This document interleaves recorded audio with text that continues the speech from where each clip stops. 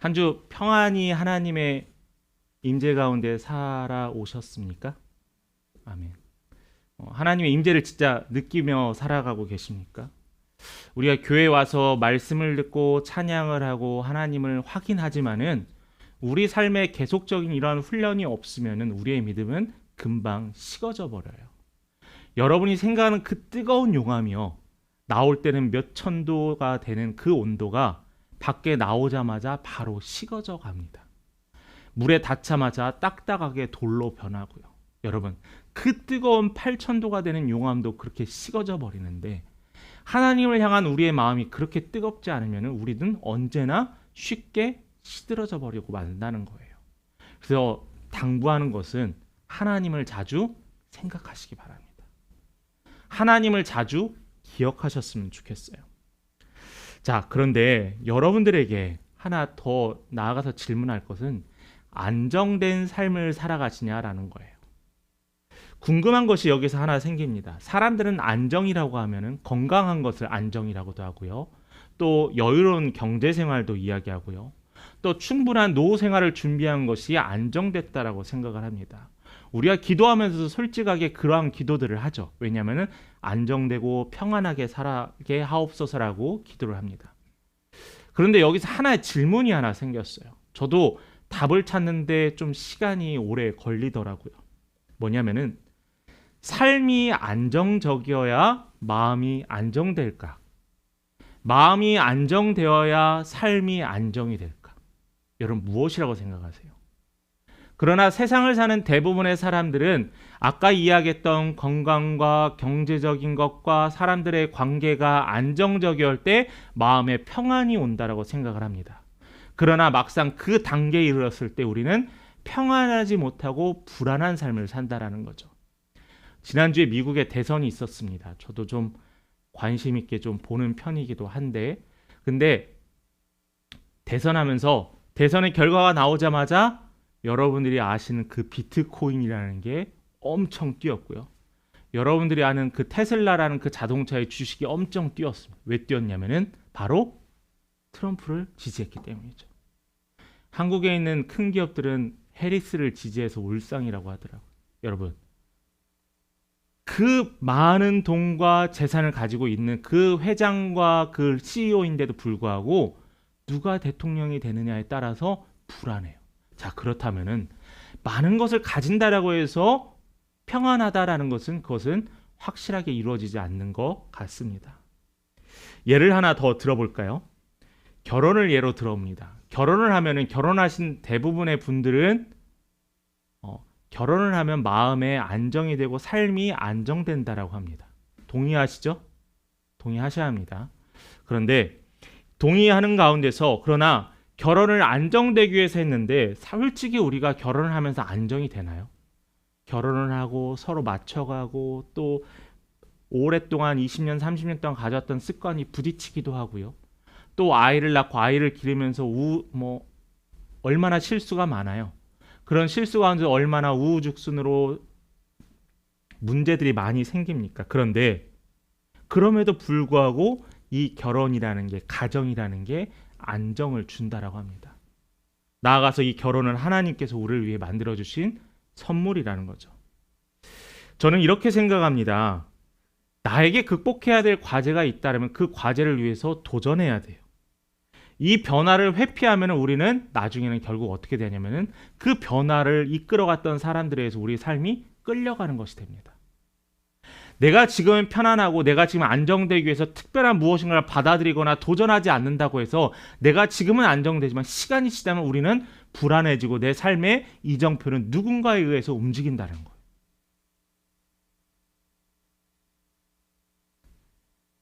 제가 지방에 살다가 서울에 올라와서 지하철을 타는데 신도림역에서 1호선으로 갈아타게 되었습니다. 그런데 신도림역에 내려서 그 무거운 이불 가방과 짐 가방을 메고 가는데 제가 제 힘으로 가는 게 아니라 사람들에게 끌려가더라고요.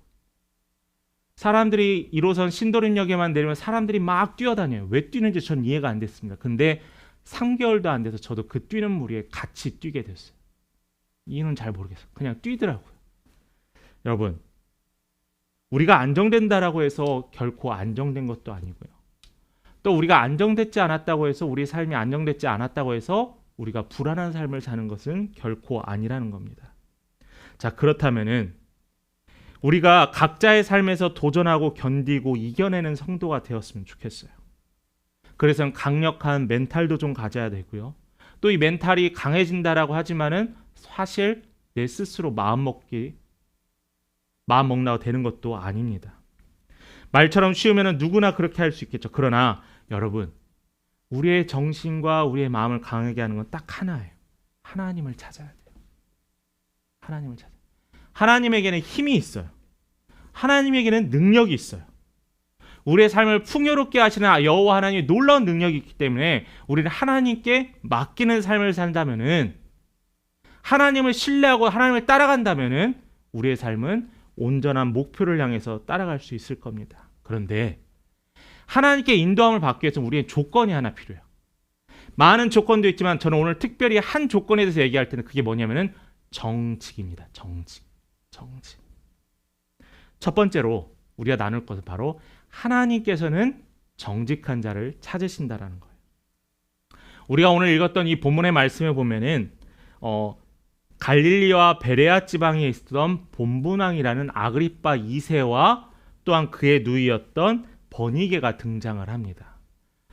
누이라고 했는데 사실은요, 나중에 어떤 일이 생기냐면은 부부가 돼요. 사람들이 비판해서 이 부부가 헤어졌다가 다시 부부의 연을 맺습니다. 말도 안 되는 거죠.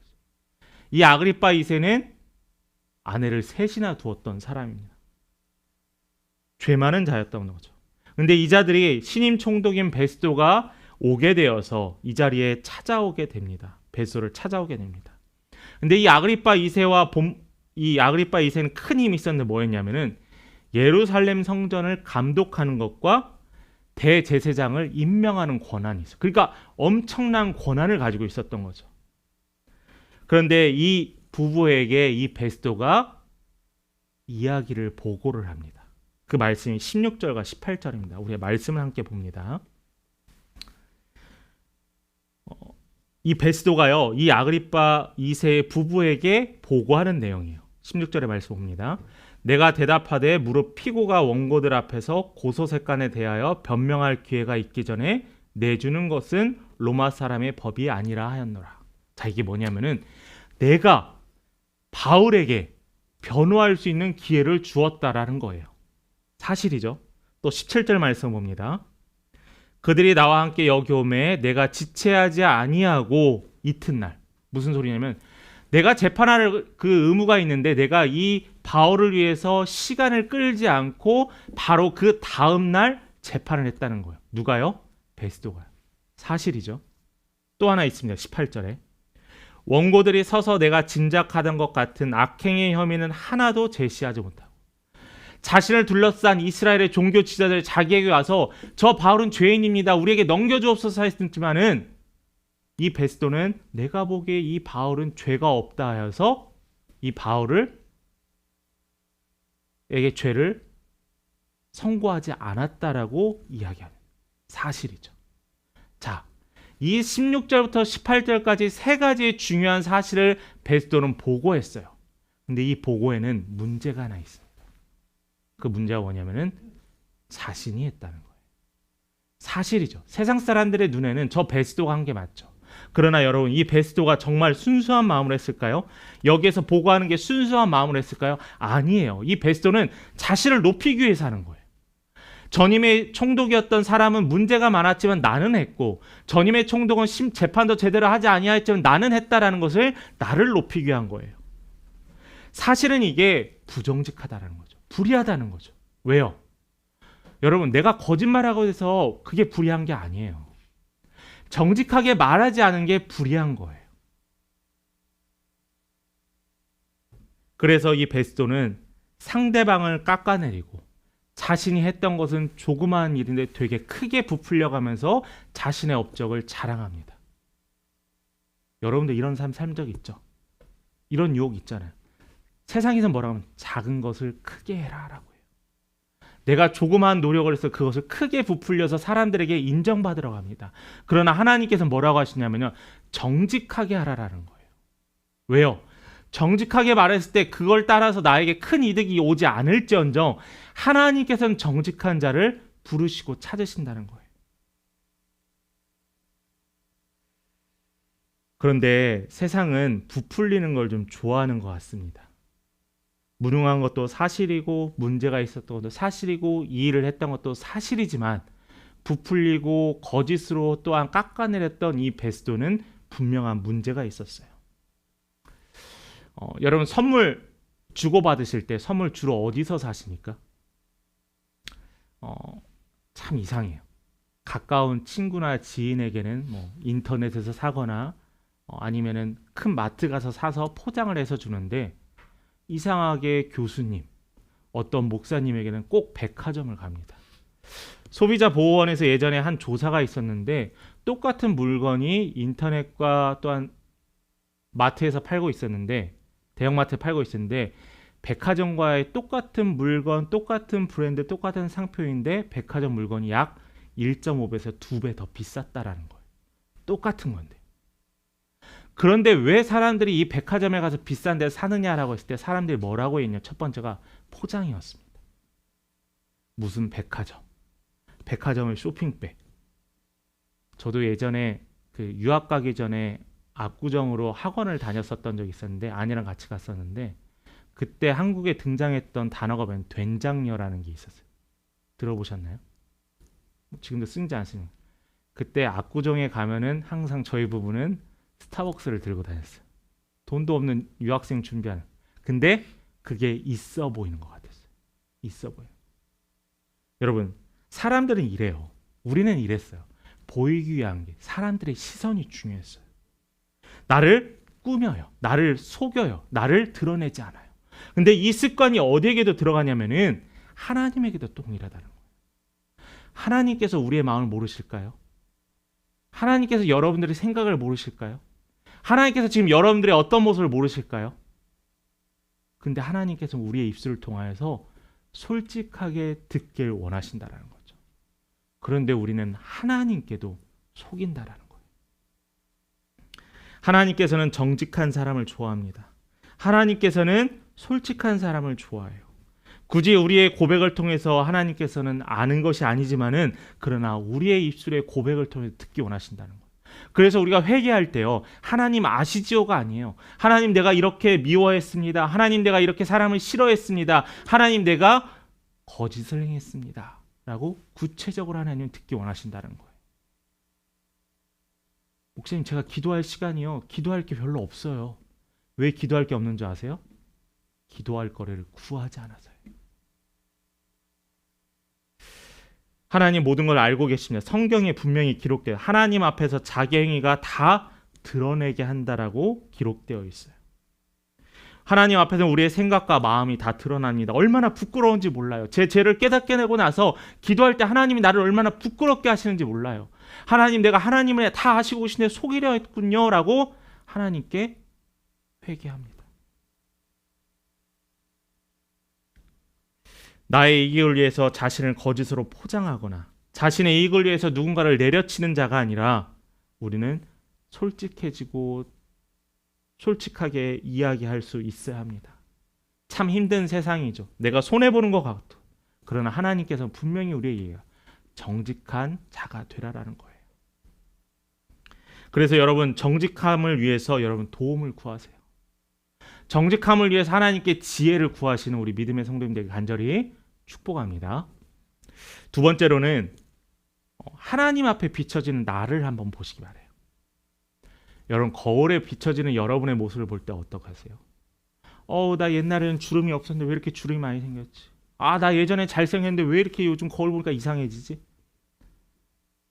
팩트가 뭔지 아세요? 거울은 그대로 보여준다는 거예요. 여러분 하나님 앞에 보여지는 나의 모습이 거울과 같다라는 거예요. 여러분 여기에 오늘 본문에 보면은 이 총독 베스도의 설명을 들은 아그리빠는 바울의 말을 직접 듣기 원했습니다. 그래서 뭘 여냐면 청문회라는 걸 열어요. 23절을 볼까요? 이튿날 아그리빠와 버니게가 크게 위엄을 갖추고 와서 천부장들과 시중에 높은 사람들과 함께 접견 장소에 들어오고 베스도의 명으로 바울을 데려오니라고 했습니다. 자, 청문회 자리에서 우리가 위엄이라는 단어를 한번 찾아. 23절에 보면은 위엄을 갖추고라고 했습니다. 그러니까 여기에 참여하는 사람들이 나름대로 위엄을 갖춘다는 거. 자, 여러분 위엄을 갖출 수 있는 방법들이 뭐가 있을까요? 이 자리에서 높은 자리에 서 있는 것도 위엄이 있을 수 있습니다. 큰 의자에 앉는 것도 위엄이 있을 수 있고요. 또한 그 사람들을 따르는 군인들과 또 그 사람들을 따르는 신하들이 있고 또 그 사람들의 화려한 장신구를 보면은 아, 저 사람은 위엄이 있고 저 사람은 참 큰 사람이구나라고 생각해 볼 수 있어요. 자, 그런데 저는 특별히 하나를 더 생각해 보는데 여기에서 옷에 대해서 한번 옷. 이 특별한 자리에 위엄 있는 자리에 어떤 옷을 입고 갔을까요? 그냥 일상복을 입었을까요? 아니라는 거죠. 여기에 참여했던 23절에 있었던 여기에 천부장들과 시중 높은 사람들과 또한 아그리빠와 버니게와 총독 베스도는 여기에 맞는 화려한 옷들을 입었을 겁니다. 그런데 반면에 누구를 불러왔죠? 바울을 불러왔잖아요. 바울의 옷은 어땠을까요? 2년 동안 감옥에 갇히고 또한 바울은 초췌하고 몸이 연약해져서 왜소한 바울이었어요. 나이가 들어서 왜소해졌어요. 이 바울의 모습과 이 앞에 모여있는 이 화려한 사람들의 모습에서는 저는 이들의 차이점을 하나 발견할 수 있어요. 사람들의 눈에 비춰지면 누가 위대해 보이겠어요? 누가 대단해 보이겠어요? 화려한 옷을 입은 이 베스도와 그의 무리들이 위대해 보였을 거 아니에요. 여러분들이 이 자리에 있는 사람 누구를 먼저 바라보겠습니까? 당연히 화려한 옷에 눈이 먼저 가겠죠. 그런데 여러분, 이 사람들은 이 화려함을 자신의 부족함과 어리석음을 속이기 위한 하나의 포장이었다라는 거예요. 진실한 사람이 아닌데 거짓인 사람인데 어떻게든 욕심을 가지고 자신이 뛰어나려고 하는 이 사람들이 결국에는 어떻게 하냐면은 사람들의 좋은 평가를 이렇게 받기 위해서 자기를 포장하고 있어요. 여러분, 주변 상황도 봐야 되고 사람의 내면도 봐야 하다. 당사자의 이야기도 경청해야 합니다. 그리고 가장 중요한 것은 하나님의 눈에 비춰진 나의 모습을 봐야 돼요. 하나님의 눈에 비춰진 나의 모습. 저는 뭐가 제일 무서운지 아세요? 세상에서? 제가 잘못된 것을 하는 것을 깨닫게 됐을 때가 무서워요. 하나님이 나를 바라보고 있다는 사실이 두려워요. 그런데 하나님이 나를 바라보고 있는데도 불구하고 내가 잘못된 길을 가고 있는데 이 죄악된 모습이 두려워요. 사람들이 보기에는 화려한 사람들이 높아 보이지만 하나님이 보시기에는 옷만 화려할 뿐이지 그들은 죄 많은 죄인들이었습니다. 높은 자리에 앉지 않았다고 해서 그들이 하나님이 보시기에 귀한 자가 아닐까요? 그들이 바울과 같이 헤매진 옷을 입었다고 해서 그들이 낮은 자였을까요? 아니라는 거예요. 하나님 보시기에 바울은 높은 자였습니다. 하나님 보시기에 바울은 그 어느 누구보다 화려하고 빛나는 자가 이 바울이었어요.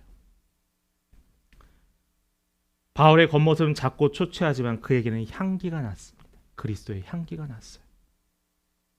여러분, 집에 딱 들어갔는데 집 문을 열자마자 너무나 맛있는 냄새가 나는 거예요. 뭐 먹었나 보구나. 음식의 냄새가 남습니다. 여러분, 사람에게도 냄새가 나요. 그리스도인이면 그리스도인의 향기가 나야 돼요. 그리스도인이면 그리스도인의 거울에 비춰서 하나님이라는 거울, 예수라는 거울에 비춰서 예수의 모습이 나타나야 돼요. 그런데 우리는 하나님이 알아주지 않는 그냥 화려함에, 사람들만 알아주는 그 화려함에 매몰돼서 우리는 예수의 말씀을 듣지 않는 어리석음을 범한다라는 거죠. 여러분, 기억하시기 바랍니다. 옷이 중요한 게 아니에요. 포장이 중요한 게 아니에요. 사람들의 눈이 중요한 게 아니라 우리가 신경 써야 될 것은 우리를 늘 살피시는 여호와 하나님이시라는 것, 그것이 여러분 삶의 우선이 되어야 합니다. 그러므로 말미암아 세 번째로 우리가 함께 나눌 것은 하나님께 인정받아야 돼. 인정. 본문의 말씀 한번 볼까요? 26절에 그에 대하여 황제께 확실한 사실을 아랠 것이 없으므로 신문한 후 상소할 자료가 있을까요? 당신들 앞, 특히 아그리빠 왕 당신 앞에 바울을 내세웠습니다. 27절입니다. 그 죄목도 밝히지 아니하고 죄수를 보내는 것이 무리한 일인 줄 아나이다 하였더라. 자, 이 상황을 하나 볼게요. 이 상황이 왜 나오게 됐냐면은, 그러니까 바울이 자신을 재판을 받기 위해서 로마 황제에게 보내달라고 요청을 했습니다. 그런데 이 베스도가 로마 황제에게 보내기 위해서는 특별한 죄목이 있어야 하잖아요. 죄가 없는 사람, 문제가 없는 사람 로마 황제에게 보내면 황제가 뭐라고 해요? 뭐야, 죄도 없는 이 사람을 나에게 왜 보내는 거야? 내가 불편하잖아. 왜 나를 귀찮게 하는 거야? 라고 하면서 베스도는 황제에게 혼날까 두려웠어요. 걱정됐어요. 자, 그럼 또 반대로 이 자를 풀어주면 어떻게 되느냐? 풀어주면 어떻게 되냐면은, 이스라엘의 지도자들 유대인들이 자신을 향해서 신뢰하지 않고 그를 비판할까 걱정됐어요. 자, 이게 바로 진퇴양난, 어떻게 해야 될지 모르는 이 베스도의 상황입니다. 여러분 같으시면 어떻게 하시겠어요? 황제에게 보낼까요? 없는 죄를 만들어서? 아니면 풀어줘서 이스라엘 백성들에게 혼나도 될까요? 기준은요, 하나님이에요. 하나님이 기준이에요. 베스도는 걱정했던 거예요. 왜냐하면은 모든 사람에게 인정받고 싶었어요. 내가 신임 총독으로 이 유대 갈릴리 지역을 다스리는데 사람들에게 존경받고 싶었어요. 이왕이면 잘했으면 좋겠잖아요. 저는 이 높은 총독이라는 자리에 올라오기까지 힘썼던 이자가 불쌍해요. 불쌍해요. 사람들한테 인정받을까, 어떻게 하면 인정받을까 걱정하고 두려워하는 이 모습이 안타까워요. 여러분, 인정욕구라는 게 있죠. 인정욕구. 뭐냐면은 방금 베스도와 같이 사람들에게 인정받고 싶어 합니다. 이건 본능적인 거예요. 왜냐하면 인정받으면 행복해지거든요. 어린아이가 부모에게 칭찬받고 싶어 하는 것. 학생이 담임선생님한테 칭찬받아서 부모님에게 가서 엄마 나 이렇게 선생님한테 칭찬받아서 선생님 나 똑똑하대. 받아쓰기 100점을 받고 가면은 부모님한테 자랑을 합니다. 왜요? 인정받으면 좋으니까요. 어린아이만 이럴까요? 아니잖아요. 어른이 돼서도 마찬가지예요. 남편이 좋은 일을 하거나 가족을 위해서 어떤 것을 했을 때 아내가 칭찬해주거나 자녀들이 나를 칭찬해주면 기분이 너무나 좋습니다. 인정해주니까. 남자들이 언제 제일 많이 싸운지 아세요? 자존심 상할 때 싸웁니다. 인정받지 못한다는 생각 때문에. 남자만 그런가요? 여자도 마찬가지예요. 그렇게 보면은 인정받으면 참 좋지만 우리는 한편으로 누군가에게 인정받기 위해 살아가는 게 아닌가 되돌아봐요. 그냥 인정받아서 좋으면 끝인데 인정받지 못한 마음이 아파요. 속상해요. 계속 이런 일이 생기면 자존감도 낮아지게 됩니다. 하나님께서는 성경 말씀에서 이렇게 이야기하는 이사야서 53장 6절 말씀입니다. 우리 같이 함께 봉독합니다. 시작. 우리는 다 양 같아서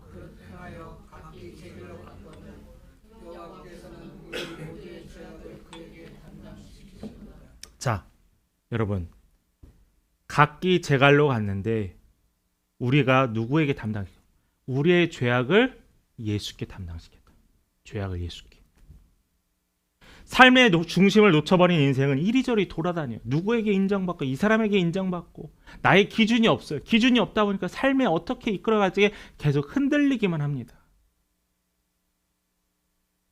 매일매일 분주해요. 바빠요. 직장에, 운동에, 공부에. 근데 목표가 없어요. 매일매일 그냥 흘러가는 대로 해야 될 것에 따라갑니다. 사람들에게 인정받으려고 하면 쉽지 않습니다. 인정받았다라고 할지라도 잠시일 뿐이에요. 시편 1편 6절에서는 이렇게 해답을 내놓습니다. 같이 읽습니다. 시작.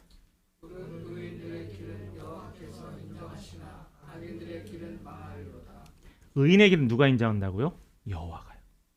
그렇다면은 하나님께 우리는 어떻게 해야 된다고요? 인정받아야 된다. 인정. 여기서 인정하신다라는 것은 영어 성경으로 knowing이라고 하는데 know는 그냥 안다라는 거죠. 그냥 아는 것에서 끝나는 게 아니에요. 그 사람과의 깊은 관계와 또한 사람과의 시간을 보내면서 그 사람에 대해 이해하는 것을 안다라고 해요. 그래서 친밀한 관계만 쓰는 거예요. 그러니까 하나님이 우리를 안다라는 것은 하나님과 우리가 친밀해질 때 그게 가능하다는 거거든요. 친밀해지지 않으면 불가능해요. 그러나 하나님은 우리를 아시는데 그에 대한 반응이 뭐냐면 우리가 하나님을 알아야 돼요. 하나님을 알지 못하고 믿음이 생긴다? 불가능합니다. 하나님의 말씀을 듣지 않고 하나님의 말씀을 읽지 않고 하나님을 안다? 불가능해요. 그런 거 있잖아요. 저는 그 사람들이 참 안타까워요. 이만한 정보를 가지고 모든 세상을 다 아는 것처럼 사는 사람이 있어요. 안타까워요. 믿음에서도 마찬가지예요. 하나님을 이만큼 알고 하나님을 정말 조금 알고 있는데 이만큼 알고 있는데 하나님을 다 아는 것처럼 말하고 행동하는 어리석은 자들이 많다라는 거예요. 열심이 필요합니다. 하나님을 알기 위한 열심이 필요해요. 말씀도 봐야 되고 기도도 해야 되고요. 하나님과의 체험을 하기 위해서 우리는 힘써야 돼요. 그래야지 우리의 믿음이 생긴다는 거예요. 이런 알미 없으니까 도전도 안 하고요. 이런 도전이 없으니까 우리의 믿음은 매일 시간이 지나도 다 그 자리예요. 변하지 않아요. 어느 순간 한번 벌쩍 뛰어서 믿음이 생겼다가 그 믿음을 현상 유지하는데 급급하다라는 거예요. 하나님은 살아계시고 영원하시고 우리를 책임져 주시는 그 말씀을 붙잡고 살아가야 되는데 계속 의심해요. 왜냐하면 사람들이 기준이 되니까요. 대표적인 인물이 누구였죠? 베드로요. 베드로가 예수님께서 손을 내밀면서 무리를 걸으라 하셨을 때 베드로가 발을 내딛고 걸었습니다. 근데 베드로가 몇 걸음 가지 않아서 빠졌던 이유가 뭐였을까요? 그 몇 걸음 되지 않는 그 시간 사이에 베드로는 예수를 바라보지 못하고 무리를 걷는 것에 대한 두려움의 마음이 들어오기 시작했어요. 그러니까 예수를 바라보지 못했다는 거죠. 여러분, 우리의 삶의 목표는 분명합니다. 예수를 바라봐야 돼요. 여호와께서 인정하시는 삶은요, 결과가 분명합니다. 하나님이 그들의 인생을 승리케 하십니다. 여호와께서 인정하는 사람의 삶은 불행하지 않습니다. 사람의 평가에 대해서 우리는 당당해질 수 있어요.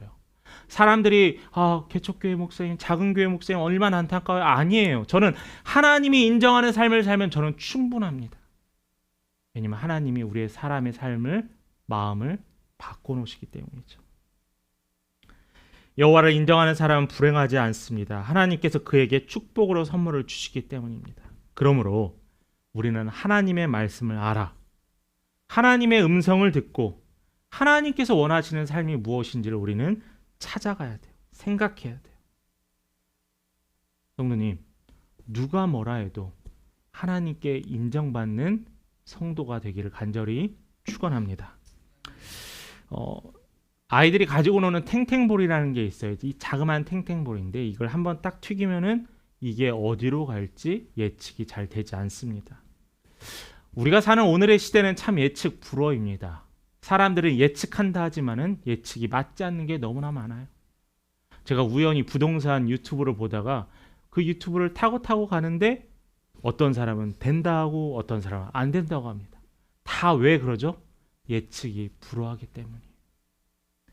사람들은 각자 자기가 길을 걷고 있지만 그 길의 끝을 알지 못해요. 내 삶에 무슨 일이 일어날지 예측하지 못하라는 거죠.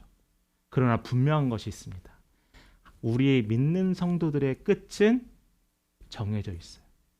바로 하나님이 예비하신 그 천국과 영생이라는 거죠. 하나님은 이제 바울을 로마로 보내셔서 민족의 구원을, 이 땅의 민족의 구원을 위해서 그에게 복음을 전파하는 사역을 하게 하십니다. 실제로 로마에서 바울을 통해 놀라운 복음 전파가 일어나요. 하나님의 이름은 높아졌고요. 하나님의 이름은 영광을 높여드렸습니다. 여러분에게 선택권이 주어져 있어요. 하나님께 인정받는 삶을 살 것인가, 사람들에게 인정받는 삶을 살 것인가. 먼저 돼야 될 것은 하나님께 인정받으면 사람에게 인정받는 것은 당연하게 따라오는 선물이라는 것 기억하셨으면 좋겠습니다. 여러분, 하나님께 인정받으십시오. 인정받기 위해 힘쓰십시오. 놀라운 하나님의 역사가 여러분들의 입술을 통하여 삶을 통하여 고백되어지기를 간절히 기도합니다.